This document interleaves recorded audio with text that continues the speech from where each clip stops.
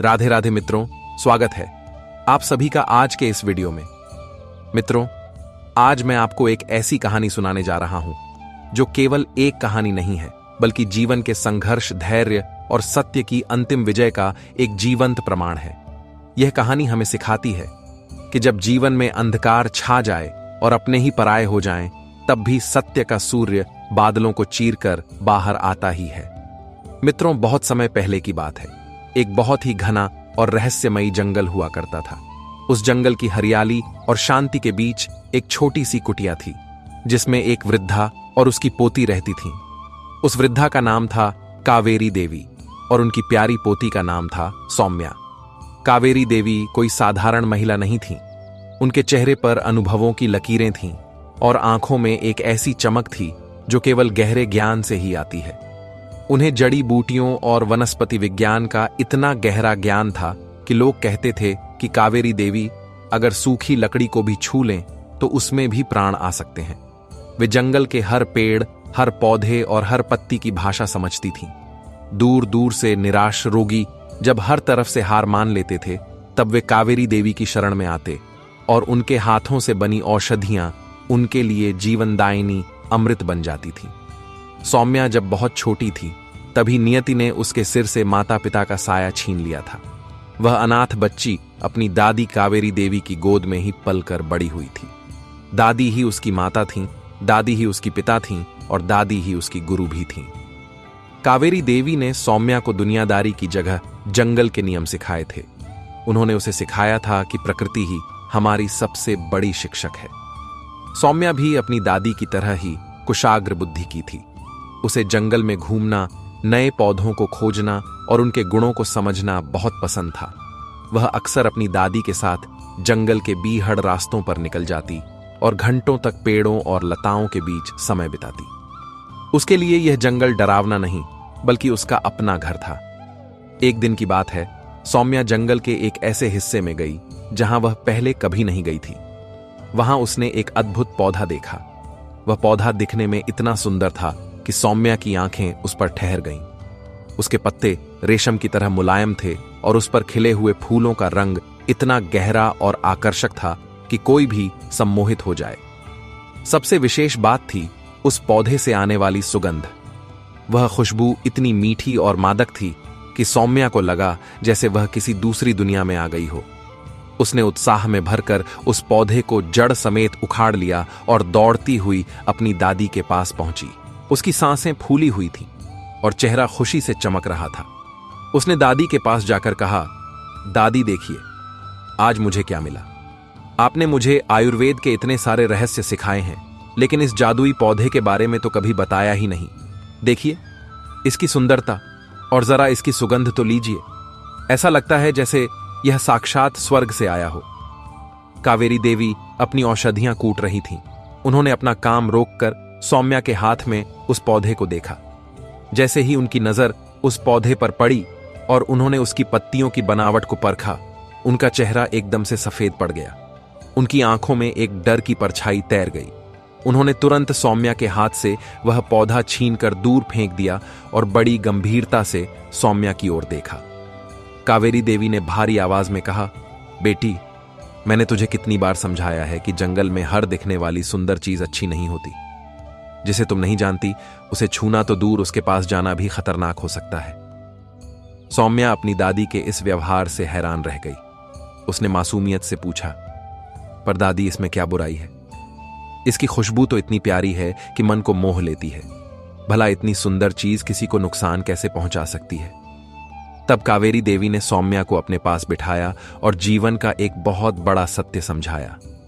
उन्होंने कहा, मेरी बच्ची, जैसे हर चमकती हुई वस्तु सोना नहीं होती, वैसे ही हर मीठी सुगंध वाला पौधा जीवन देने वाला नहीं होता। ये जो पौधा तुम लेकर आई हो, ये कालकूट नाम का पौधा है। ये देखने में जितना कोमल और आकर्षक है, अंदर से उतना ही घातक और जहरीला है। दादी ने अपनी बात जारी रखते हुए कहा, प्रकृति ने इसे सुंदर रूप और मोहक सुगंध केवल शिकार को आकर्षित करने के लिए दी है। अगर इसकी एक बूंद भी किसी के शरीर में चली जाए तो उस व्यक्ति के प्राण पखेरु उड़ने में क्षण भर का समय भी नहीं लगेगा। इसकी सबसे खतरनाक बात यही है कि इसकी सुगंध इतनी मीठी है कि अगर इसे किसी शरबत या भोजन में मिला दिया जाए तो खाने वाले को जरा भी शक नहीं होगा कि वह जहर पी रहा है। वह अपनी मृत्यु को अमृत समझकर गले लगा लेगा। यह पौधा धोखा है, छलावा है। सौम्या दादी की बातें सुनकर सिहर उठी। उसे अपनी गलती का एहसास हुआ। उसने कान पकड़कर कहा, दादी, मैं वचन देती हूं कि आज के बाद बिना जाने किसी भी वनस्पति को नहीं छूऊंगी। कावेरी देवी ने मुस्कुराकर उसके सिर पर हाथ फेरा और कहा, तुझे अभी बहुत कुछ सीखना है मेरी बच्ची। मैं तुझे उन पौधों का भी ज्ञान दूंगी जो रूप में सुंदर हैं पर गुण में विषैले हैं, ताकि जीवन में तुझे कोई धोखा न दे सके। उस दिन के बाद से सौम्या की शिक्षा और भी गहन हो गई। वह अब सुंदरता के पीछे छिपे सत्य को देखने का प्रयास करने लगी। लेकिन सौम्या के मन में एक प्रश्न हमेशा उठता था। कावेरी देवी इतनी विद्वान थीं, उनका ज्ञान इतना विशाल था, फिर भी वे गांव से दूर इस निर्जन जंगल में क्यों रहती थीं? गांव के बड़े बड़े वैद्य भी जब हार जाते तो छिपकर रात के अंधेरे में कावेरी देवी से सलाह लेने आते थे। यह विरोधाभास सौम्या को हमेशा खटकता था। एक दिन उसने अपनी जिज्ञासा को रोक नहीं पाया और पूछ ही लिया कि दादी, हम गांव में क्यों नहीं रहते? वहां लोग हैं, चहल पहल है, त्योहार हैं। यहां तो बस सन्नाटा है। कावेरी देवी का चेहरा इस प्रश्न पर उदास हो गया। उनकी आंखों में अतीत का दर्द उमड़ आया। उन्होंने एक लंबी सांस ली और कहा, बेटी, कुछ सवालों के जवाब समय आने पर ही मिलते हैं। बस इतना जान ले कि उस गांव की मिट्टी हमारे लिए शापित है। वहां के लोग वो नहीं हैं जो ऊपर से दिखते हैं। तू कभी उस गांव की तरफ जाने की सोचना भी मत। वहां जाना तेरे लिए दुर्भाग्य का कारण बन सकता है। सौम्या ने उस समय तो दादी की बात मान ली, लेकिन बालपन की जिज्ञासा किसी बांध को नहीं मानती। उसके मन में यह बात घर कर गई कि आखिर गांव में ऐसा क्या रहस्य है जो दादी उसे वहां जाने से रोकती है। क्या दादी उसे बस डराती हैं या सच में वहां कोई खतरा है? अगले दिन जब कावेरी देवी जंगल के भीतर जड़ी बूटियां लेने गईं तो सौम्या को मौका मिल गया। उसने सोचा कि आज मैं अपनी आंखों से उस गांव को देखकर ही आऊंगी। वह चुपके से कुटिया से निकली और उस पगडंडी पर चल पड़ी जो गांव की ओर जाती थी। रास्ता सुंदर था। पेड़ों की छांव और पक्षियों की चहचहाहट ने उसका मन मोह लिया। कुछ ही देर में वह गांव की सीमा पर पहुंच गई। सामने का दृश्य देखकर सौम्या मंत्रमुग्ध हो गई। हरे भरे खेत, सुंदर मिट्टी के घर, गलियों में खेलते बच्चे और चौपाल पर बैठे बुजुर्ग। उसे लगा कि दादी तो नाहक ही डरती हैं। यह जगह तो स्वर्ग जैसी सुंदर है। यहां के लोग तो कितने खुशहाल लगते हैं। वह इन्हीं विचारों में खोई हुई थी कि तभी एक भारी आवाज ने उसे चौंका दिया। गांव के एक आदमी ने उसे देख लिया था। उसने पास आकर पूछा, अरे लड़की, तुम कौन हो? तुम्हें पहले कभी इस गांव में नहीं देखा। तुम किसी परदेसी की तरह लगती हो। सौम्या ने हिचकिचाते हुए उत्तर दिया, जी मैं पास के जंगल में रहती हूं अपनी दादी के साथ। आज पहली बार गांव देखने आई हूं। दादी मुझे यहां आने नहीं देती। उस आदमी ने उत्सुकता से पूछा, अच्छा, तुम्हारी दादी तुम्हें यहां क्यों नहीं आने देती? क्या नाम है उनका? सौम्या ने भोलेपन से बता दिया, मेरी दादी का नाम कावेरी देवी है। वे कहती हैं कि वे पहले इसी गांव में रहती थीं, पर किसी कारण से उन्हें यहां से जाना पड़ा। जैसे ही उस आदमी ने कावेरी देवी का नाम सुना, उसके चेहरे के भाव एकदम बदल गए। उसके माथे पर लकीरें उभर आईं और आंखों में क्रोध की ज्वाला धधक उठी। उसने कड़े स्वर में पूछा, क्या कहा तुमने? कावेरी। और तुम्हारे पिता का नाम क्या केशव था? सौम्या हैरान थी कि यह अजनबी उसके पिता का नाम कैसे जानता है। उसने डरते हुए कहा, जी हां, मेरे पिताजी का नाम केशव ही था, पर आप उन्हें कैसे जानते हैं? यह सुनते ही वह आदमी चीख पड़ा, तो तुम उस गद्दार केशव की बेटी हो, उस नीच वैद्य की औलाद जिसने हमारे राजा को मारने का षड्यंत्र रचा था। सौम्या के पैरों तले जमीन खिसक गई। वह समझ नहीं पाई कि यह क्या हो रहा है। गद्दार? उसके पिता तो लोगों का इलाज करते थे, वे गद्दार कैसे हो सकते हैं? उस आदमी की चीख सुनकर आसपास के लोग भी जमा हो गए। देखते ही देखते वहां भीड़ लग गई। उस आदमी ने चिल्लाकर सबको बताया कि यह लड़की उसी गद्दार केशव की बेटी है और उस डायन कावेरी की पोती है। गांव वालों की आंखों में बरसों पुरानी नफरत जाग उठी। अफवाहों और झूठ की बुनियाद पर खड़ी नफरत कितनी भयानक होती है, यह सौम्या ने उस दिन देखा। भीड़ में से आवाजें आने लगीं, इसे मारो, इसे यहां से भगाओ, गद्दार का खून हमारे गांव में नहीं रह सकता, पत्थर उठा लो। सौम्या डर के मारे कांपने लगी। वह पीछे हटने लगी, लेकिन भीड़ उस पर हावी हो रही थी। तभी पहला पत्थर आया और सौम्या के पास आकर गिरा। वह चीखी, लोग उस पर पत्थर बरसाने लगे। सौम्या अपनी जान बचाने के लिए भागी, लेकिन भीड़ उसे घेर चुकी थी। तभी अचानक एक वृद्ध छाया उसके सामने आ खड़ी हुई। वह कावेरी देवी थीं। उन्हें न जाने कैसे आभास हो गया था कि उनकी पोती संकट में है। वे सौम्या को बचाने के लिए आंधी की तरह वहां पहुंची थीं। उन्होंने अपनी बाहें फैलाकर सौम्या को अपने पीछे छिपा लिया। पत्थरों की बरसात अब कावेरी देवी पर हो रही थी। एक बड़ा पत्थर आकर सीधा कावेरी देवी के सिर पर लगा। खून की धार फूट पड़ी। वे लड़खड़ाईं, लेकिन हटी नहीं। उन्होंने अपनी पोती को आंच नहीं आने दी, लेकिन वृद्धावस्था और शरीर की कमजोरी पत्थरों की चोट को अधिक देर तक सह नहीं पाई। एक और भारी पत्थर उनकी छाती पर लगा और वे जमीन पर गिर पड़ी। सौम्या अपनी दादी से लिपट कर रोने लगी। दादी उठिए, दादी आंखें खोलिए। उसकी चीखें आसमान चीर रही थीं, लेकिन अंधा समाज बहरा हो चुका था। तभी वहां घोड़ों की टाप सुनाई दी। राज्य का महामंत्री अपने सैनिकों के साथ वहां से गुजर रहा था। भीड़ को और इस हिंसा को देखकर वह रुक गया। उसने सिपाहियों को भेजकर भीड़ को हटाया और देखा कि एक बूढ़ी औरत खून से लथपथ पड़ी है और एक छोटी बच्ची रो रही है। मंत्री ने क्रोधित होकर पूछा, यह क्या अनर्थ हो रहा है? तुम लोग एक निहत्थी वृद्धा और बच्ची पर पत्थर बरसा रहे हो।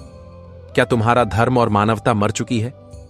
गांव वालों ने कहा, मंत्री जी, यह कोई साधारण परिवार नहीं है। यह गद्दार केशव का परिवार है। ये लोग जंगल में छिपकर रह रहे थे। इन्हें जीवित रहने का कोई अधिकार नहीं है। मंत्री का चेहरा गंभीर हो गया। वे केशव को जानते थे। वे जानते थे कि केशव पर राजा की हत्या की कोशिश का आरोप था, लेकिन वे यह भी मानते थे कि न्याय का अधिकार केवल राजा को है, भीड़ को नहीं। उन्होंने देखा कि कावेरी देवी के प्राण पखेरु उड़ चुके थे। सौम्या अनाथ हो चुकी थी। मंत्री ने कड़े शब्दों में कहा, केशव का अपराध केशव का था। उसके परिवार को इस तरह मारने का अधिकार कानून ने किसी को नहीं दिया। यह हत्या है। भीड़ शांत तो हुई, पर उनकी आंखों में अब भी नफरत थी। मंत्री ने निर्णय लिया कि इस मामले को राजा के समक्ष ले जाना होगा। उन्होंने कावेरी देवी का अंतिम संस्कार करवाया और सौम्या को अपने संरक्षण में लेकर राजधानी की ओर चल पड़े। राजमहल की भव्यता सौम्या के लिए कोई मायने नहीं रखती थी। उसकी आंखों में केवल आंसू थे और दिल में एक गहरा घाव। जब उसे राजदरबार में पेश किया गया तो वहां राजा विक्रमादित्य सिंहासन पर विराजमान थे और उनके साथ युवा राजकुमार शौर्यवर्धन भी बैठे थे। राजकुमार शौर्यवर्धन ने जब सौम्या को देखा तो वे एक तक देखते रह गए। सौम्या के मैले कुचैले वस्त्र और आंसुओं से भीगा चेहरा भी उसकी सादगी और तेज को छिपा नहीं पा रहे थे। उसकी आंखों में जो दर्द था उसने राजकुमार के दिल को छू लिया। मंत्री ने सारी घटना राजा को बताई। यह सुनते ही राजा का क्रोध भड़क उठा। उन्होंने गरज कर कहा, केशव का परिवार अभी भी हमारे राज्य की सीमा में था। मैंने आदेश दिया था कि उन्हें देश निकाला दिया जाए। उनकी इतनी हिम्मत कि वे मेरे आदेश की अवहेलना कर जंगल में छिपे रहे। गांव वालों ने जो किया वह क्रोध में किया, लेकिन इस लड़की का यहां होना मेरे आदेश का अपमान है। सौम्या चुपचाप खड़ी रोती रही। वह क्या बोलती? उसे तो पता भी नहीं था कि उसके पिता पर क्या आरोप थे। तभी राजकुमार शौर्यवर्धन ने हस्तक्षेप किया। पिताजी क्षमा करें, परंतु इस बालिका की स्थिति देखिए। इसने अभी अपनी दादी को खोया है, जो इसकी एकमात्र सहारा थी। इसे तो संभवतः यह भी नहीं पता होगा कि अतीत में क्या हुआ था। एक अनाथ और शोकाकुल बालिका को दंड देना राजधर्म नहीं है। राजा का क्रोध राजकुमार की बातों से कुछ शांत हुआ। उन्होंने सौम्या की ओर देखा और कहा, ठीक है, हम इसे प्राणदंड नहीं देंगे, लेकिन इसे चेतावनी देकर छोड़ दिया जाए कि यह फिर कभी हमारे राज्य में न दिखे। राजा ने कठोरता से कहा, लड़की तुम जा सकती हो, लेकिन याद रखना, अगर दोबारा यहां दिखी तो परिणाम अच्छा नहीं होगा। सौम्या का अपमान और दुख से गला भर आया था। वह जाने ही वाली थी कि तभी एक सेविका राजा और राजकुमार के लिए शरबत लेकर आई। जैसे ही वह सेविका राजकुमार के पास से गुजरी, सौम्या के नथुनों में एक जानी पहचानी गंध आई, वही मीठी मादक और सम्मोहक गंध। सौम्या के कदम ठिठक गए। उसका दिल जोर से धड़कने लगा। उसे दादी की सीख याद आ गई, कालकूट। ये तो उसी जहरीले पौधे की गंध है। उसने सोचा कि अगर यह शरबत राजकुमार ने पी लिया तो वे इसी क्षण मर जाएंगे। एक पल के लिए उसके मन में आया कि रहने दे। इसी राजा ने उसे अपमानित किया है, इसी राज्य के लोगों ने उसकी दादी को मारा है, लेकिन उसके संस्कार और दादी की शिक्षा ने उसे रोका। वैद्य का धर्म जीवन बचाना होता है, चाहे सामने शत्रु ही क्यों ना हो। सौम्या बिजली की गति से दौड़ी और सेविका के हाथ पर प्रहार किया। शरबत का प्याला छलककर जमीन पर गिर गया और कांच के टुकड़े बिखर गए। दरबार में सन्नाटा छा गया। राजा अपनी जगह से खड़े हो गए। उनकी आंखों में खून उतर आया। उन्होंने चिल्लाकर कहा, दुष्ट लड़की, तेरी इतनी हिम्मत! पहले आदेश की अवहेलना और अब राजकुमार पर हमला। सैनिकों, इसे बंदी बना लो, इसे मृत्यु दंड मिलेगा। सौम्या कांप रही थी, लेकिन उसकी आवाज में सच्चाई की ताकत थी। उसने कहा, महाराज, मुझे क्षमा करें, लेकिन मैंने राजकुमार के प्राण बचाए हैं। इस शरबत में कालकूट का विष था। अगर वे इसे पी लेते तो बचना असंभव था। राजा ने अविश्वास से कहा, झूठ! तुम अपनी जान बचाने के लिए कहानियां गढ़ रही हो। तुम्हें कैसे पता कि इसमें जहर है? तभी राजकुमार ने सैनिकों को रोका। रुक जाओ, इसकी आंखों में देखो पिताजी, ये झूठ नहीं बोल रही। राजकुमार ने राजवैद्य को बुलवाया। राजवैद्य, जिनका नाम आचार्य भैरव था, वे दरबार में आए। उन्होंने शरबत को परखा। जैसे ही उन्होंने उसे छका नहीं बल्कि सूंघा और परीक्षण किया, उनके चेहरे का रंग उड़ गया। उन्हें विवश होकर कहना पड़ा, महाराज, यह लड़की सत्य कह रही है, इसमें अत्यंत घातक विष है। सबकी सांसें थम गईं। राजा ने सौम्या से पूछा, तुम्हें कैसे पता चला? सौम्या ने सिसकते हुए कहा, महाराज, मेरी दादी कावेरी देवी बहुत बड़ी वैद्य थीं। उन्होंने मुझे बचपन से विषैले पौधों का ज्ञान दिया था। इस विष की एक विशेष मीठी सुगंध होती है जिसे आम लोग नहीं पहचान पाते। मैंने उसे पहचान लिया था। राजवैद्य आचार्य भैरव यह सब सुन रहे थे। उन्होंने तुरंत पैंतरा बदला और कहा, महाराज, यह लड़की सच कह रही है कि इसमें विष है, लेकिन इसके पिता केशव भी एक गद्दार थे। उन्होंने भी तो आपको मारने की कोशिश की थी। शायद यह विष भी इसी लड़की ने मिलाया हो ताकि यह बता सके कि इसने जान बचाई है और हमारा विश्वास जीत सके। यह केशव की ही बेटी है आखिर। सौम्या तड़प उठी, नहीं, यह झूठ है। मेरे पिता गद्दार नहीं थे, वे तो देवता समान थे। आचार्य भैरव ने क्रूरता से हंसते हुए कहा, इतिहास बदला नहीं जा सकता लड़की। तुम्हारे पिता ने राजा की औषधि में विष मिलाया था। वह तो मैं था जिसने उन्हें पकड़ लिया था, वरना आज हमारे महाराज जीवित न होते। सौम्या रोने लगी। उसे लगा कि वह एक ऐसे चक्रव्यूह में फंस गई है जहां से निकलना नामुमकिन है। लेकिन राजकुमार शौर्यवर्धन की पारखी नजर ने कुछ और ही देखा था। उन्होंने कहा, पिताजी, इस लड़की ने अपनी जान जोखिम में डालकर मेरी जान बचाई है। अगर यह चाहती तो मुझे मरने देती। मुझे इस पर विश्वास है। मैं चाहता हूं कि इसे राजमहल में मेरी निजी अंगरक्षक और औषधि सहायक के रूप में रखा जाए। राजवैद्य ने कड़ा विरोध किया। महाराज, सांप को पालना खतरनाक है। यह गद्दार की बेटी है। लेकिन राजकुमार अपनी बात पर अड़े रहे। राजा को राजकुमार की हट के आगे झुकना पड़ा। सौम्या को राजमहल में रहने की अनुमति मिल गई, लेकिन यह आचार्य भैरव के लिए एक बड़ा झटका था। वह दरबार से बाहर निकले और सीधे अपने कक्ष में गए। वहां उनका वफादार सेवक उनका इंतजार कर रहा था। भैरव ने गुस्से में सामान फेंकते हुए कहा, वह लड़की, वह केशव की बेटी यहां आ गई है। यह मेरे लिए खतरे की घंटी है। सेवक ने पूछा, मालिक, आपको किस बात का डर है? केशव तो मर चुका है। भैरव ने अपनी काली करतूतों का खुलासा करते हुए कहा, तू नहीं जानता। बरसों पहले जब राजा बीमार थे तो केशव का इलाज काम कर रहा था। राजा उसे राजवैद्य बनाने वाले थे और मुझे हटाने वाले थे। अपनी गद्दी बचाने के लिए मैंने ही राजा की दवा में जहर मिलाया था और इल्जाम केशव पर लगा दिया। केशव निर्दोष था और अब उसकी बेटी यहां है। उसमें भी वही गुण है। अगर उसे सच पता चल गया तो मेरा अंत निश्चित है। भैरव और उसके सेवक की यह बातें दरवाजे के पीछे खड़ी सौम्या ने सुन ली। उसके पैरों तले से जमीन खिसक गई। उस पल सौम्या का पूरा अस्तित्व हिल गया। जिस पिता को दुनिया गद्दार कहती थी, वे निर्दोष थे। उसकी दादी की मौत, उसके पिता की बदनामी उसका अनाथ होना, इन सब का कारण यह दुष्ट राजवैद्य भैरव था। सौम्या की आंखों से आंसू सूख गए और वहां प्रतिशोध की ज्वाला जल उठी। वह वहीं फर्श पर बैठकर सिसकने लगी। तभी राजकुमार वहां से गुजरे। उन्होंने सौम्या को रोते हुए देखा और उनके मन में करुणा जाग उठी। उन्होंने पूछा, सौम्या, क्या हुआ? सौम्या ने आंसुओं के बीच राजकुमार को वह सब सच बता दिया जो उसने अब भी सुना था। राजकुमार सन्न रह गए। उन्हें विश्वास नहीं हो रहा था कि जिस व्यक्ति को वे पिता तुल्य मानते थे वह इतना नीच हो सकता है। लेकिन राजकुमार समझदार थे। उन्होंने कहा, सौम्या, मैं तुम्हारी बात पर विश्वास करता हूं। मेरे मन में भी केशव जी के प्रति हमेशा संदेह था कि वे ऐसा नहीं कर सकते, लेकिन हमारे पास प्रमाण नहीं है। बिना सबूत के हम राजवैद्य पर हाथ नहीं डाल सकते। हमें धैर्य रखना होगा। समय ही इसका न्याय करेगा।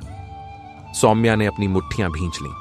उसने कसम खाई कि वह अपने पिता का सम्मान वापस दिलाकर रहेगी और अपनी दादी की मौत का बदला लेगी। समय बीतता गया। सौम्या राजमहल में अपनी सेवा और ज्ञान से सबका दिल जीतने लगी, लेकिन राजवैद्य की नजरों में वह खटकती रही। फिर एक दिन राज्य पर एक बहुत बड़ी विपत्ति आई। चंदनपुर नामक गांव में एक भयानक महामारी फैल गई। लोग तड़प तड़प कर मरने लगे। विशेषकर बच्चे और बूढ़े इसके शिकार हो रहे थे। गांव के मुखिया रोते हुए राजा के पास आए। उन्होंने गुहार लगाई, महाराज, हमें बचाइए, हमारे बच्चे मर रहे हैं।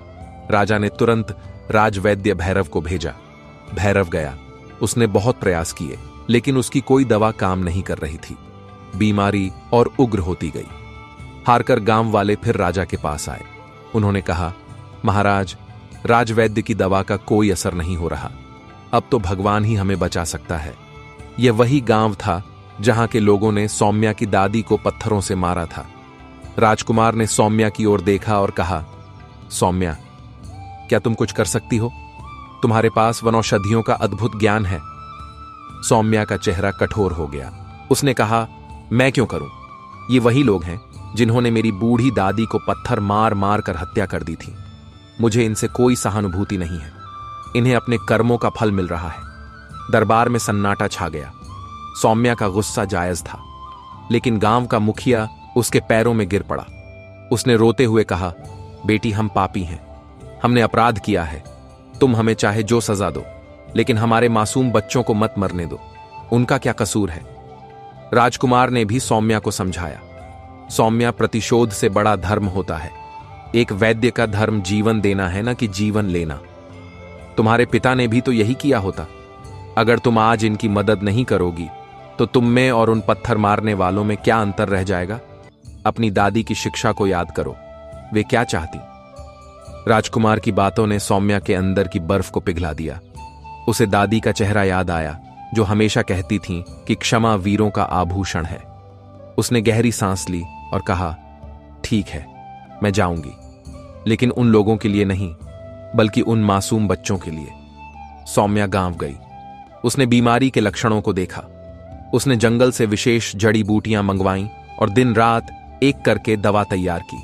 उसने गांव में सफाई करवाई और लोगों को इलाज दिया। चमत्कार हुआ। 2 दिन के अंदर मरते हुए बच्चों की सांसें लौटने लगीं।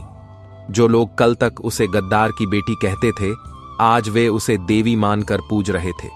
यह खबर राजमहल पहुंची।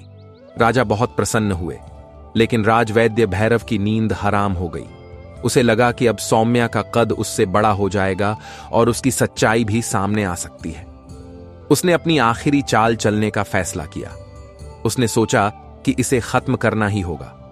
उसने योजना बनाई कि वह राजकुमार के भोजन में जहर मिला देगा और इल्जाम सौम्या पर लगा देगा, क्योंकि सौम्या ही अक्सर राजकुमार के लिए विशेष पथ्य भोजन बनाती थी। एक दिन जब सौम्या रसोई में राजकुमार के लिए भोजन तैयार कर रही थी, वह कुछ देर के लिए सामग्री लेने भंडार कक्ष में गई। राजवैद्य को मौका मिल गया। वह दबे पांव रसोई में घुसा और उसने भोजन में एक गंधहीन विष मिला दिया। उसे लगा कि उसने बाजी जीत ली, लेकिन वह नहीं जानता था कि पाप की आयु छोटी होती है। जब सौम्या भोजन लेकर राजकुमार के कक्ष में पहुंची तो राजकुमार ने बड़ी प्रसन्नता से थाली की ओर देखा। वे खाने ही वाले थे कि राजवैद्य वहां आ धमका और नाटक करते हुए चिल्लाया, रुकिए राजकुमार, अनर्थ हो जाएगा। यह भोजन मत कीजिए। राजकुमार चौंक गए। उन्होंने पूछा, क्यों राजवैद्य जी? भैरव ने घड़ियाली आंसू बहाते हुए कहा, मुझे गुप्त सूत्रों से पता चला है कि इस लड़की ने आपके भोजन में विष मिलाया है। यह अपने पिता का बदला लेना चाहती है। मैं आपकी रक्षा के लिए दौड़ा चला आया। राजकुमार ने सौम्या की ओर देखा। सौम्या शांत खड़ी थी। राजकुमार ने पूछा, राजवैद्य जी, क्या आप सुनिश्चित हैं? भैरव ने कहा, 100% महाराज। आप चाहें तो जांच करवा लें। राजकुमार ने मुस्कुराते हुए कहा, जांच की आवश्यकता है राजवैद्य जी, लेकिन भोजन की नहीं आपकी। भैरव हक्का बक्का रह गया। तभी पीछे से राजा और मंत्री भी निकल आए, जो पर्दे के पीछे छिपे थे। राजकुमार ने कड़क आवाज में कहा, आचार्य भैरव, आपका खेल खत्म हो चुका है। सौम्या ने हमें पहले ही आपकी और आपके सेवक की बातचीत के बारे में बता दिया था, लेकिन हमें रंगे हाथों पकड़ने के लिए सबूत चाहिए था। इसलिए हमने यह जाल बिछाया। मैंने और सौम्या ने मिलकर यह योजना बनाई थी कि आपको ऐसा मौका दिया जाए। रसोई में छिपे सैनिकों ने आपको भोजन में विष मिलाते हुए देख लिया है। भैरव का चेहरा पीला पड़ गया। वह कांपने लगा। उसने भागने की कोशिश की, लेकिन सैनिकों ने उसे दबोच लिया। राजा विक्रमादित्य क्रोध से भर गए। उन्होंने कहा, भैरव, तुमने केवल हमारे साथ विश्वासघात नहीं किया, बल्कि एक सच्चे वैद्य केशव की हत्या करवाई और इस निर्दोष बच्ची का जीवन नरक बना दिया। तुम्हारा अपराध अक्षम्य है। सैनिकों, इसे ले जाओ और काल कोठरी में डाल दो। इसे ऐसी सजा मिले कि आने वाली पीढ़ियां याद रखें। भैरव को घसीटते हुए ले जाया गया। राजा सौम्या के पास आए। उनकी आंखों में पछतावा था। उन्होंने हाथ जोड़कर कहा, बेटी, मैं तुमसे क्षमा मांगता हूं। एक राजा होकर भी मैं सत्य को नहीं देख पाया। मैंने तुम्हारे पिता के साथ घोर अन्याय किया। क्या तुम मुझे क्षमा करोगी? सौम्या ने राजा के हाथ थाम लिए और कहा, महाराज, अतीत को बदला नहीं जा सकता, लेकिन आज न्याय हुआ है। मेरे पिता की आत्मा को आज शांति मिली होगी। मुझे आपसे कोई शिकायत नहीं है। राजा ने उसी क्षण घोषणा की कि आज से केशव का नाम सम्मान के साथ लिया जाएगा और सौम्या को राज्य की नई राजवैद्य नियुक्त किया जाएगा। सौम्या ने यह पद स्वीकार किया। उसने साबित कर दिया कि सत्य परेशान हो सकता है, लेकिन पराजित नहीं। समय के साथ सौम्या और राजकुमार शौर्यवर्धन के बीच प्रेम का संबंध गहरा होता गया और उनका विवाह संपन्न हुआ। सौम्या ने अपने ज्ञान से राज्य को रोग मुक्त किया और प्रजा की सेवा में अपना जीवन समर्पित कर दिया। जीवन में चाहे कितनी भी कठिनाइयां आएं, चाहे पूरी दुनिया आपके खिलाफ खड़ी हो जाए, यदि आप सत्य की राह पर हैं और आपके कर्म निस्वार्थ हैं, तो ईश्वर आपकी रक्षा अवश्य करता है। बदले की भावना से बड़ा क्षमा का भाव होता है और धैर्य ही वह हथियार है जो बड़े से बड़े शत्रु को परास्त कर सकता है। जिस प्रकार सौम्या ने अपनी सुगंधित और पवित्र आत्मा से विषैले षड्यंत्रों को काट दिया, उसी प्रकार हमें भी अपने जीवन में अच्छाई की सुगंध को बनाए रखना चाहिए। मित्रों, हमने आपको बताया कि कैसे सत्य और साहस की प्रतिमूर्ति सौम्या ने अपने जीवन के सबसे बड़े तूफान का सामना किया और किस प्रकार उसने अपमान के विष को पीकर उसे सम्मान के अमृत में बदल दिया। परंतु जीवन की कहानी कभी एक मोड़ पर खत्म नहीं होती। विवाह और पद प्राप्ति तो केवल एक नए अध्याय की शुरुआत थी। आज मैं आपको सौम्या के जीवन के उस कालखंड की ओर ले चलूंगा जहां उसे यह सिद्ध करना था कि एक राजवैद्य का कर्तव्य केवल औषधियां घोंटना नहीं, बल्कि समाज की आत्मा को स्वस्थ रखना भी होता है। यह कहानी है जिम्मेदारी की बोझ की और अहंकार के उपचार की। सौम्या अब राज्य की राजवैद्य थीं और साथ ही राजकुमार शौर्यवर्धन की अर्धांगिनी भी। राजमहल की ऊंची दीवारें और रेशमी वस्त्र उसे कभी भी अपनी जड़ों से दूर नहीं कर पाए। वह अब भी वही सौम्या थी जो भोर के तारे के साथ उठती और नंगे पैर राजमहल के उद्यानों में ओस की बूंदों को महसूस करती। उसके लिए वे पौधे केवल सजावट की वस्तुएं नहीं थे, बल्कि उसके मूक मित्र थे।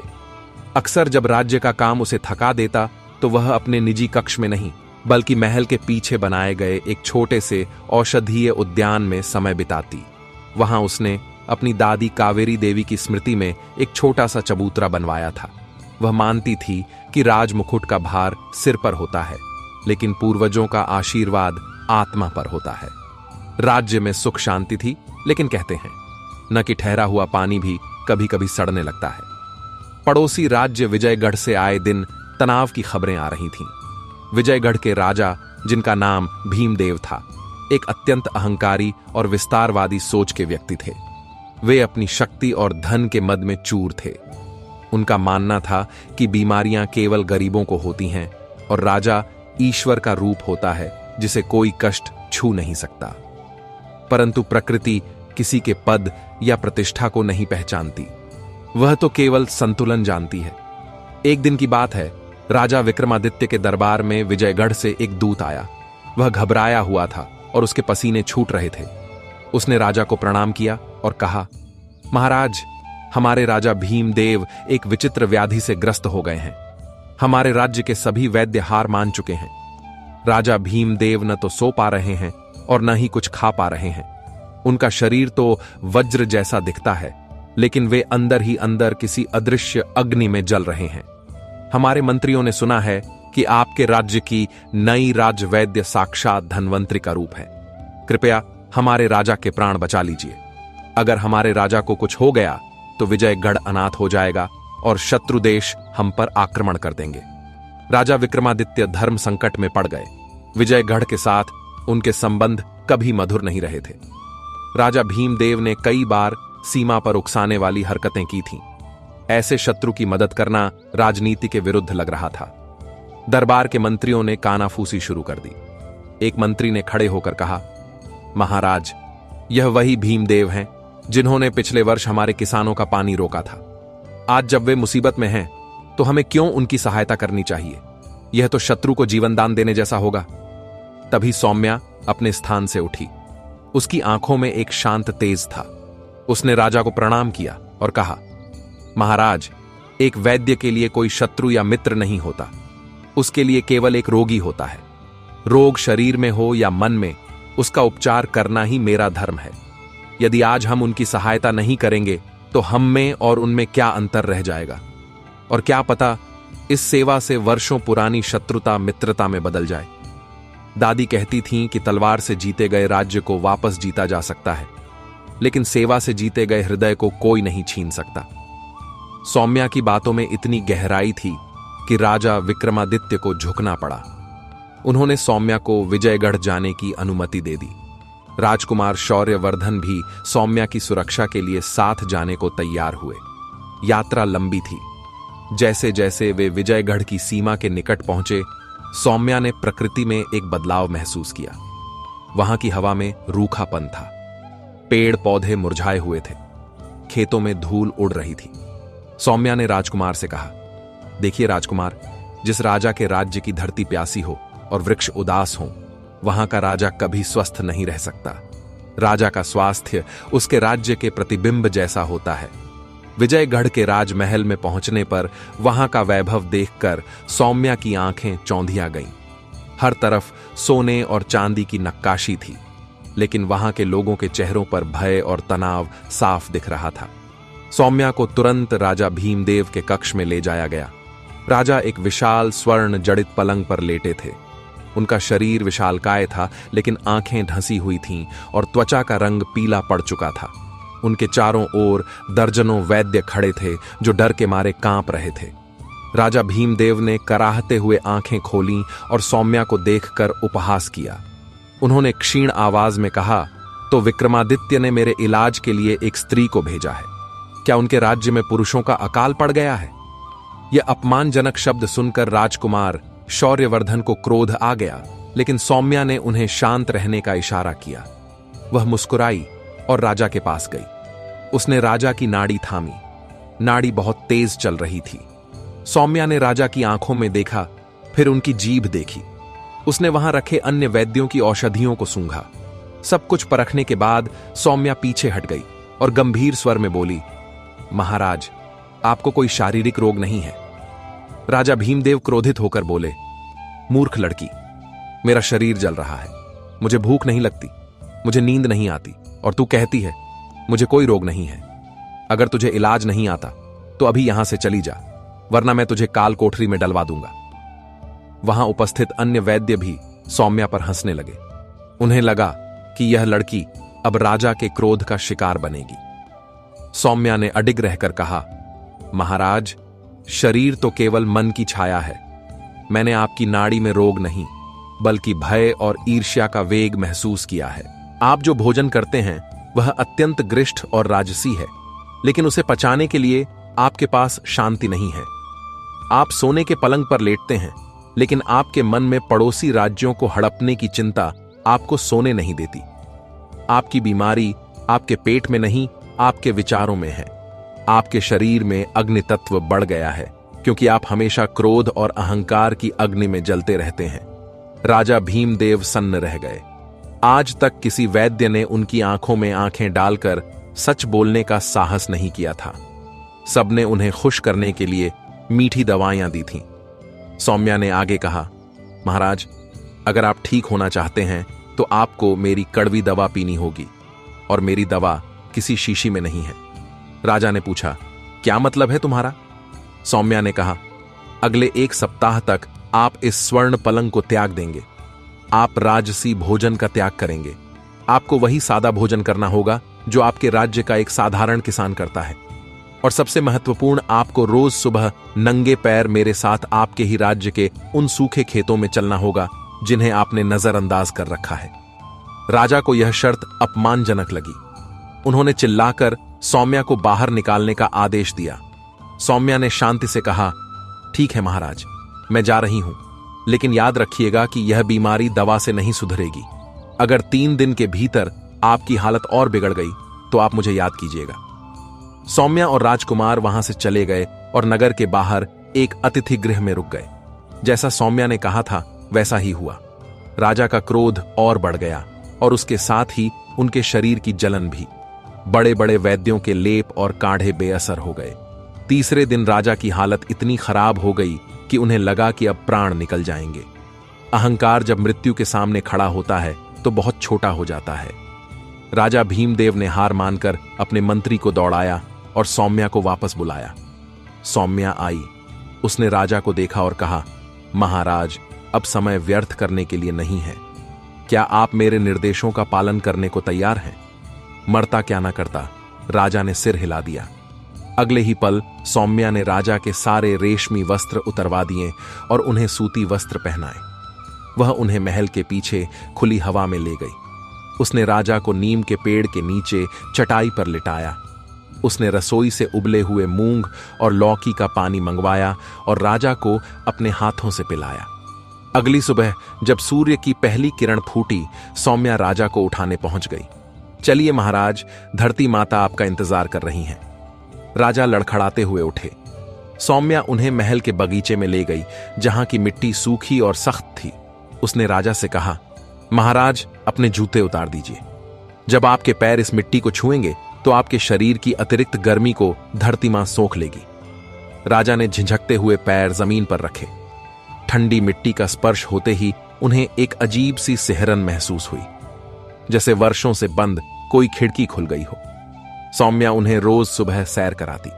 वह उन्हें दिखाती कि कैसे उनके बगीचे के पौधे पानी की कमी से सूख रहे हैं। उसने राजा के हाथों से उन पौधों को पानी दिलवाया। राजा, जो कभी तलवार के सिवा कुछ नहीं उठाते थे, आज मिट्टी का घड़ा उठा रहे थे। जैसे जैसे राजा ने प्रकृति की सेवा शुरू की, उनका मन शांत होने लगा। सादा भोजन करने से उनका पाचन सुधरा। 1 सप्ताह के भीतर राजा भीमदेव के चेहरे की पीलिमा गायब हो गई और एक नई चमक आ गई। वे अब रात को गहरी नींद सोते थे। 7वें दिन राजा भीमदेव ने सौम्या को अपने दरबार में बुलाया। इस बार वे सिंहासन पर नहीं बैठे थे, बल्कि सौम्या के आने पर वे खड़े हो गए। उन्होंने सौम्या के सामने हाथ जोड़कर कहा, देवी, तुमने न केवल मेरे शरीर का इलाज किया है, बल्कि मेरी आत्मा को भी स्वस्थ कर दिया है। मुझे समझ आ गया है कि असली शक्ति दूसरों को डराने में नहीं, बल्कि उनका पालन पोषण करने में है। मेरा अहंकार ही मेरा सबसे बड़ा शत्रु था। राजा भीमदेव ने उसी दिन घोषणा की कि विजयगढ़ अब विक्रमादित्य के राज्य का मित्र बनकर रहेगा। उन्होंने अपने खजाने का मुंह खोल दिया और राज्य में सिंचाई की व्यवस्था को सुधारने का आदेश दिया। जो राजा कभी अपनी प्रजा से दूर रहता था, अब वह खेतों में जाकर किसानों का हाल पूछने लगा। सौम्या ने न केवल एक राजा को बचाया था, बल्कि 2 राज्यों के बीच होने वाले संभावित युद्ध को भी टाल दिया था। जब सौम्या वापस अपने राज्य लौटी तो उसका स्वागत फूलों की वर्षा से हुआ। लेकिन सौम्या के मन में कोई घमंड नहीं था। वह जानती थी कि यह जीत उसकी नहीं, बल्कि उस प्राचीन ज्ञान की है जो उसे उसकी दादी से मिला था। वह सीधे अपनी दादी की समाधि पर गई और वहां माथा टेक कर बोली, दादी, आज मैंने आपकी दी हुई सीख का असली मान रखा है। मैंने विष को अमृत में बदला है, औषधियों से नहीं, बल्कि प्रेम और सत्य से। मित्रों, सौम्या की यह यात्रा हमें सिखाती है कि जीवन में हम चाहे कितने भी ऊंचे पद पर पहुंच जाएं, हमारी जड़ें हमेशा जमीन से जुड़ी रहनी चाहिए। अहंकार वह दीमक है जो इंसान को अंदर से खोखला कर देता है, और सादगी वह औषधि है जो हमें पुनः पूर्ण बनाती है। कई बार हमारी समस्याएं बाहरी नहीं होती, वे हमारे भीतर ही पनप रही होती हैं। हमारी जीवन शैली, हमारे विचार और हमारा व्यवहार ही हमारे सुख और दुख का कारण बनते हैं। सौम्या का जीवन एक संदेश है कि एक स्त्री यदि ठान ले तो वह अपनी कोमलता को ही अपनी सबसे बड़ी शक्ति बना सकती है। उसने तलवार उठाए बिना युद्ध जीता और बिना कड़वी दवा दिए असाध्य रोग को ठीक किया। आज की भाग दौड़ भरी दुनिया में हमें भी सौम्या की तरह कभी कभी रुककर अपनी नाड़ी टटोलनी चाहिए। क्या हम भी किसी व्यर्थ की दौड़ में तो नहीं हैं? क्या हमारा मन भी ईर्ष्या और तनाव से ग्रस्त तो नहीं है? प्रकृति के पास हर रोग का इलाज है, बस शर्त यह है कि हमें प्रकृति की गोद में लौटना होगा। मित्रों, एक अनाथ बच्ची ने अपनी विद्या और विवेक से राजाओं के सिर झुका दिए। सौम्या और शौर्यवर्धन का राज्य राम राज्य जैसा बन गया, जहां वैद्य केवल शरीर नहीं बल्कि समाज की कुरीतियों का भी इलाज करते थे। आशा है कि सौम्या की यह गाथा आपके भीतर भी एक नई ऊर्जा और सकारात्मकता का संचार करेगी। आप अपने जीवन के राजवैद्य स्वयं बने, अपने विचारों को शुद्ध रखें और सेवा भाव को अपनाएं। मित्रों, अब तक आपने सुना कि कैसे राजवैद्य सौम्या ने अपने ज्ञान और धैर्य से न केवल अपने शत्रुओं का हृदय परिवर्तन किया, बल्कि दो राज्यों के बीच की शत्रुता को भी मित्रता में बदल दिया। परंतु जीवन नदी की धारा की तरह होता है जो कभी एक समान नहीं बहती। उसमें नए मोड़ और नई चुनौतियां आती ही रहती हैं। सौम्या के जीवन का अगला अध्याय एक ऐसी चुनौती लेकर आया जो किसी मनुष्य से नहीं बल्कि स्वयं उस प्रकृति से जुड़ा था जिसे वह अपनी मां मानती थी। यह कहानी है विकास और विनाश के बीच के संतुलन की और उस अंतर्दृष्टि की जो एक सच्चे ज्ञानी के पास होनी चाहिए। समय अपनी गति से चलता रहा। सौम्या और राजकुमार शौर्यवर्धन के जीवन में सुख और शांति का वास था। सौम्या ने राजमहल के पास ही एक गुरुकुल की स्थापना की, जिसका नाम उसने आरोग्य धाम रखा। उसका सपना था कि आयुर्वेद का यह ज्ञान केवल राजवैद्य तक सीमित न रहे, बल्कि जन जन तक पहुंचे, ताकि कोई भी व्यक्ति अज्ञानता के कारण अकाल मृत्यु का शिकार न हो। वह प्रतिदिन सैकड़ों शिष्यों को जड़ी बूटियों की पहचान और नाड़ी विज्ञान सिखाती। वह कहती थी कि ज्ञान धन की तरह नहीं होता जिसे तिजोरी में बंद करके रखा जाए। ज्ञान तो दीपक की लौ की तरह होता है, जिससे जितने अधिक दीपक जलाए जाएं, प्रकाश उतना ही बढ़ता है। राज्य प्रगति कर रहा था, नए भवन बन रहे थे, सड़कें चौड़ी की जा रही थीं और व्यापार तेजी से फल फूल रहा था। राजा विक्रमादित्य अपने राज्य की इस समृद्धि से बहुत प्रसन्न थे। लेकिन इस चमक दमक के बीच सौम्या को कुछ अजीब महसूस हो रहा था। वह जब भी अपनी दादी की पुरानी कुटिया की ओर जाने वाले जंगल के रास्ते से गुजरती, उसे लगता कि जंगल की हवा बदल गई है। पहले जहां जंगल में घुसते ही पक्षियों का कलरव और हवा में फूलों की भीनी भीनी सुगंध मन को मोह लेती थी, अब वहां एक अजीब सा सन्नाटा पसरा रहता था। पेड़ों के पत्ते समय से पहले पीले पड़ रहे थे और औषधीय पौधे मुरझा रहे थे। एक दिन सौम्या अपनी प्रिय जड़ी बूटी संजीवनी लता को खोजने जंगल के गहरे हिस्से में गई। यह लता अत्यंत दुर्लभ थी और केवल शुद्ध वातावरण में ही पनपती थी। सौम्या उस स्थान पर पहुंची जहां यह लताएं प्रचुर मात्रा में होती थीं, लेकिन वहां का दृश्य देखकर उसका दिल बैठ गया। सारी लताएं सूखी पड़ी थीं, जैसे किसी ने उनका जीवन रस चूस लिया हो। पास बहने वाली छोटी नदी, जिसका पानी कभी कांच की तरह साफ होता था, अब मटमैला और झागदार हो गया था। सौम्या ने पानी को हाथ में लेकर सूंघा तो उसमें से सड़े हुए रसायनों जैसी तीखी गंध आ रही थी। सौम्या समझ गई कि यह कोई प्राकृतिक आपदा नहीं है, बल्कि यह मनुष्य के लोभ का परिणाम है। उसने नदी की धारा के विपरीत दिशा में जाने का निर्णय लिया ताकि इस प्रदूषण के स्रोत का पता लगा सके। वह घने जंगलों और बीहड़ रास्तों को पार करती हुई पहाड़ी के उस पार पहुंची। वहां का दृश्य देखकर उसकी आंखें फटी की फटी रह गईं। जिस स्थान पर कभी पवित्र देवदार के वृक्ष हुआ करते थे, वहां अब बड़े बड़े गड्ढे खुदे हुए थे। सैकड़ों मजदूर जमीन के सीने को चीरकर वहां से काले पत्थर और खनिज निकाल रहे थे। वहां बड़ी बड़ी भट्टियां जल रही थीं, जिनसे निकलता हुआ काला धुआं आकाश को काला कर रहा था, और वहां से निकलने वाला जहरीला कचरा सीधा नदी में बहाया जा रहा था। सौम्या ने वहां काम कर रहे मुंशी से पूछा कि यह विनाश किसके आदेश पर हो रहा है। मुंशी ने अहंकार से जवाब दिया कि यह सब सेठ धर्मदास का काम है और उन्हें राजा विक्रमादित्य से अनुमति प्राप्त है। यह काले पत्थर राज्य की नई टकसालों और कारखानों को चलाने के लिए ईंधन का काम करेंगे। इससे राज्य अमीर होगा। सौम्या को यह सुनकर गहरा आघात लगा। जिस राज्य की समृद्धि के लिए प्रकृति की बलि दी जा रही हो, वह समृद्धि अधिक दिन नहीं टिक सकती। वह तुरंत राजमहल लौटी। उसका मन व्याकुल था। उसे लगा जैसे उसकी दादी कावेरी देवी की आत्मा उस उजड़ते जंगल के माध्यम से क्रंदन कर रही हो। दरबार में पहुंचकर सौम्या ने राजा विक्रमादित्य के समक्ष यह मुद्दा उठाया। उसने कहा, महाराज, राज्य का विकास आवश्यक है, लेकिन क्या वह विकास हमारे अस्तित्व की कीमत पर होना चाहिए? जंगल कट रहे हैं, नदियां जहरीली हो रही हैं और हवा में विष घुल रहा है। यदि प्राणवायु ही शुद्ध नहीं रहेगी तो आपके सोने के सिक्कों का लोग क्या करेंगे? राजा विक्रमादित्य ने सौम्या की चिंता को समझा, लेकिन वे विवश दिखे। उन्होंने कहा, पुत्री सौम्या, तुम एक वैद्य हो, इसलिए तुम भावनाओं से सोच रही हो, लेकिन राज्य चलाने के लिए धन और संसाधनों की आवश्यकता होती है। सेठ धर्मदास के इस उद्योग से हजारों लोगों को रोजगार मिला है और राज्य के खजाने में वृद्धि हुई है। हमें पड़ोसी शत्रुओं से निपटने के लिए शक्तिशाली हथियारों और सेना की जरूरत है, जिसके लिए यह खनन जरूरी है।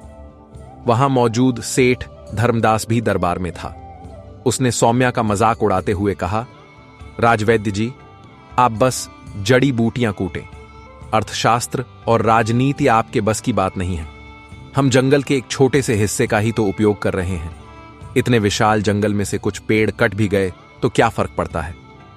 सौम्या ने धर्मदास की आंखों में देखा और कहा, सेठ जी, शरीर के किसी एक अंग में लगा घाव पूरे शरीर को मार सकता है। आप जिसे केवल कुछ पेड़ कह रहे हैं, वे इस धरती के फेफड़े हैं। और रही बात अर्थशास्त्र की, तो याद रखिएगा कि जब आखिरी पेड़ कट जाएगा और आखिरी नदी सूख जाएगी, तब आप अपने पैसों को खा नहीं सकेंगे। राजा ने हस्तक्षेप करते हुए कहा कि इस बहस का कोई अंत नहीं है। यदि सौम्या तुम सिद्ध कर सको कि इस खनन से राज्य को तात्कालिक खतरा है, तो हम इस पर विचार करेंगे, अन्यथा काम चलता रहेगा। सौम्या ने चुनौती स्वीकार कर ली। उसने राजा से 7 दिन का समय मांगा। सौम्या जानती थी कि शब्दों से ज्यादा प्रभाव प्रत्यक्ष प्रमाण का होता है। उसने अपने गुरुकुल के शिष्यों के साथ मिलकर एक गहन शोध किया। उसने उस दूषित नदी के पानी और वहां की मिट्टी के नमूने लिए। उसने देखा कि उस पानी के प्रभाव से मछलियां मर रही थीं और आसपास के गांवों के लोगों को त्वचा के भयानक रोग हो रहे थे, जिसे वे साधारण खुजली समझकर नजरअंदाज कर रहे थे। 7वें दिन दरबार लगा। सौम्या अपने साथ 2 गमले लेकर आई। एक गमले में हरा भरा पौधा था और दूसरे में सूखा हुआ पौधा। उसने दरबार के बीचों बीच एक प्रयोग किया। उसने राजा से कहा, महाराज, यह हरा पौधा हमारे स्वास्थ्य का प्रतीक है। उसने उस पौधे में वह पानी डाला जो सेठ धर्मदास की खदानों के पास वाली नदी से लाया गया था। देखते ही देखते कुछ ही घंटों में उस पौधे की पत्तियां मुरझाने लगीं और वह झुक गया। फिर सौम्या ने वहां के गांव से आए कुछ बीमार लोगों को दरबार में पेश किया। उनके शरीर पर पड़े चकत्ते और उनकी कमजोर हालत देखकर सभा स्तब्ध रह गई। सौम्या ने कहा, महाराज, यह वे लोग हैं जो उस नदी का पानी पीते हैं। सेठ धर्मदास, जिसे रोजगार कहते हैं, वह असल में धीमी मृत्यु है। यह काला धुआं और जहरीला पानी धीरे धीरे हमारी नस्लों को अपंग बना रहा है। आज जो बीमारी गांव में है, कल वह हवा के जरिए राजमहल तक भी पहुंचेगी। बीमारी अमीर और गरीब में भेद नहीं करती। क्या हम एक ऐसे भविष्य का निर्माण करना चाहते हैं जहां हमारे बच्चों के पास धन तो हो पर सांस लेने के लिए शुद्ध हवा न हो? सौम्या के तर्कों और प्रत्यक्ष प्रमाणों ने राजा विक्रमादित्य की आंखें खोल दी। सेठ धर्मदास घबरा गया और बोला, महाराज, यह तो बस एक संयोग है। लेकिन राजवैद्य सौम्या ने वहीं नहीं रुकी। उन्होंने कहा, महाराज, आयुर्वेद कहता है कि जो हम प्रकृति को देते हैं, प्रकृति वही हमें कई गुना करके लौटाती है। हमने प्रकृति को जहर दिया और अब वह हमारे भोजन और पानी के माध्यम से हमारी नसों में लौट रहा है। राजा विक्रमादित्य अपने सिंहासन से उठे। उन्होंने सेठ धर्मदास की ओर कठोर दृष्टि से देखा और कहा, धर्मदास, हमने तुम्हें संसाधन निकालने की अनुमति दी थी, विनाश करने की नहीं। राज्य का पहला कर्तव्य अपनी प्रजा की रक्षा है, और यदि हवा और पानी ही सुरक्षित नहीं है तो राज्य सुरक्षित नहीं है। राजा ने तत्काल प्रभाव से खनन पर रोक लगा दी और सेठ धर्मदास को आदेश दिया कि वह अपनी कमाई का एक बड़ा हिस्सा उस जंगल को पुनर्जीवित करने और बीमार ग्रामीणों के इलाज में लगाए। राजा ने सौम्या से पूछा, पुत्री, विनाश तो रुक गया, लेकिन जो क्षति हो चुकी है उसकी भरपाई कैसे होगी? वह नदी और वह जंगल कैसे ठीक होंगे? सौम्या ने मुस्कुराते हुए कहा, महाराज, प्रकृति में स्वयं को ठीक करने की अद्भुत शक्ति होती है, बस हमें उसे थोड़ा समय और सहयोग देना होगा। सौम्या ने एक विशेष अभियान चलाया। उसने और उसके शिष्यों ने मिलकर नदी के किनारे विशेष प्रकार के घास और पौधे लगाए जो पानी से विष को सोखने की क्षमता रखते थे। उसने ग्रामीणों को जैविक खेती और वन संरक्षण के तरीके सिखाए। उसने समझाया कि जंगल केवल लकड़ी की दुकान नहीं है, बल्कि वह हमारा रक्षक है। सौम्या ने एक नया नियम बनाया कि हर नागरिक अपने जन्मदिन पर एक पेड़ लगाएगा और उसकी देखभाल करेगा। देखते ही देखते यह एक जन आंदोलन बन गया। कुछ ही वर्षों में वह जंगल फिर से लहलहा उठा। नदी का पानी फिर से अमृत जैसा मीठा और स्वच्छ हो गया। संजीवनी लताएं फिर से खिल उठीं और पक्षियों का संगीत वापस लौट आया। सौम्या ने सिद्ध कर दिया कि असली विकास प्रकृति के साथ मिलकर चलने में है, उसके विरुद्ध जाने में नहीं। उसकी इस पहल ने न केवल उसके राज्य को बल्कि आसपास के राज्यों को भी पर्यावरण संरक्षण की प्रेरणा दी। लोग उसे अब केवल राजवैद्य नहीं बल्कि वन देवी के रूप में देखने लगे थे।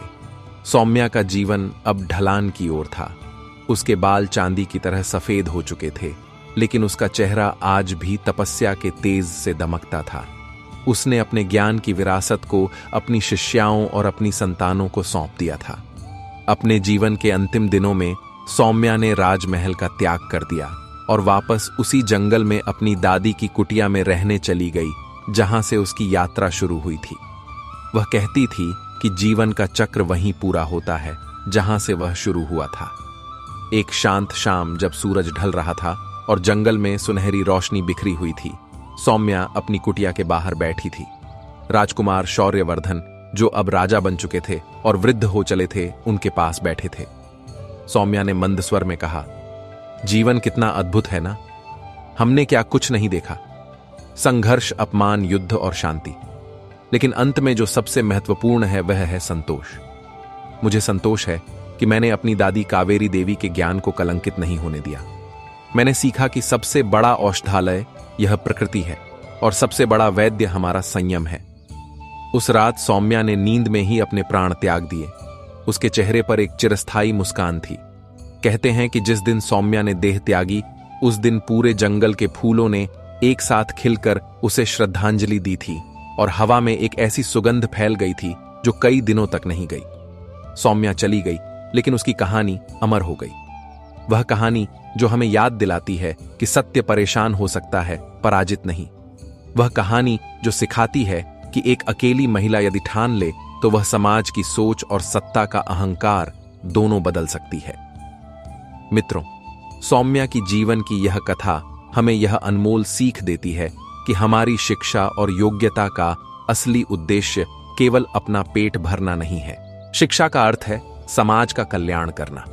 जब भी हम कोई कार्य करें तो हमें सोचना चाहिए कि इसका प्रभाव हमारे पर्यावरण और हमारी आने वाली पीढ़ियों पर क्या पड़ेगा। आज के दौर में जब हम कंक्रीट के जंगलों में खोते जा रहे हैं, सौम्या का संदेश और भी प्रासंगिक हो जाता है। हमें अपनी जड़ों की ओर लौटना होगा। हमें समझना होगा कि हम प्रकृति के स्वामी नहीं बल्कि उसके सेवक हैं। अगर आपके पास ज्ञान है तो सौम्या की तरह निडर होकर सत्य के लिए खड़े हों। अगर आपके पास शक्ति है तो राजा विक्रमादित्य और शौर्यवर्धन की तरह उसका उपयोग न्याय और संरक्षण के लिए करें। और अगर आपसे गलती हो जाए तो राजा भीमदेव की तरह उसे स्वीकार करने और सुधारने का साहस रखें। जीवन छोटा है, लेकिन हमारे कर्मों की गूंज अनंत काल तक सुनाई देती है। अपने कर्मों को ऐसा बनाएं कि दुनिया आपको याद रखे।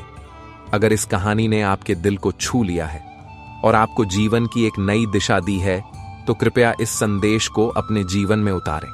याद रखें, बुराई कितनी भी ताकतवर क्यों ना हो, अंत में जीत हमेशा अच्छाई की ही होती है। दोस्तों, अगर यह कहानी आपके दिल तक पहुंची हो तो इसे अपने जीवन का हिस्सा बनाएं। याद रखें, अंधेरा चाहे कितना भी घना हो, एक छोटा सा दीपक उसे हराने के लिए काफी होता है। आप वह दीपक बने। इसी विचार के साथ मैं अपनी वाणी को विराम देता हूं। सदैव मुस्कुराते रहें और जीवन के हर पल को एक उत्सव की तरह जिएं। राधे राधे।